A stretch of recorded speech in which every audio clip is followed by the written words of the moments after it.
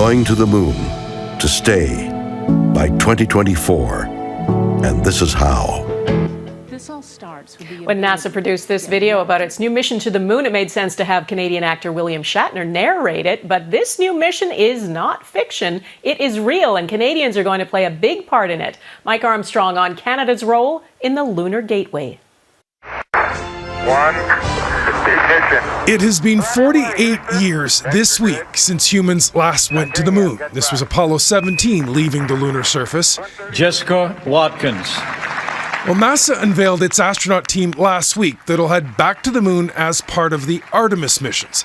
The Canadian Space Agency's announcement Tuesday was considerably less flashy. Merci, Lisa. It was over a Zoom call, but no less important. The next NASA mission to the moon will have an astronaut with a Canadian flag on his or her shoulder. Canada will join the U.S. on the first crewed mission to the moon since the Apollo missions.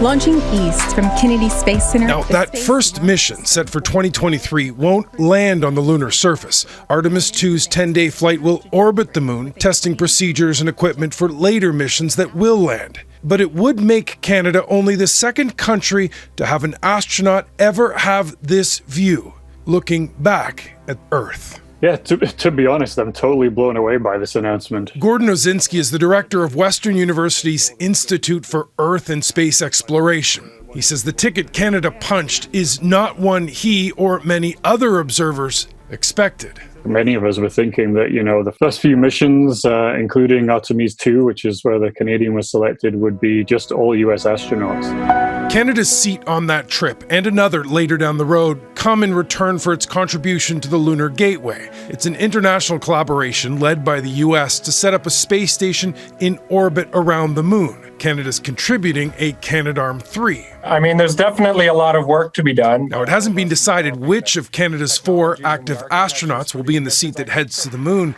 But if you consider 2 of them only graduated from astronaut school this year, and one has already been to space, the odds are with Jeremy Hansen, waiting 11 years and counting. Well, it's one of those things. Like I don't know at this point. On top of everything else it takes to be an astronaut, patience is another. Mike Armstrong, Global News, Montreal.